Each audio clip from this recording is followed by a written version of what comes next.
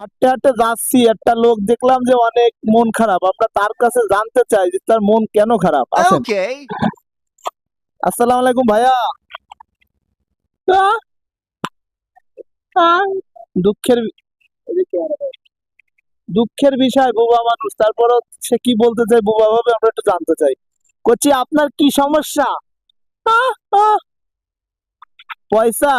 আহ, আহ, আহ, ও, কিভাবে পয়সা পান, কার কাছে পান? আহ, আহ, আহ, আহ, ড্রাইভারে? আপনি এই যে ড্রাইভারি করেন, তা হিসেব দেন কিভাবে? আহ, আহ, আহ, খাতায় খাতায়? ও, আপনি কি বিবাহিত?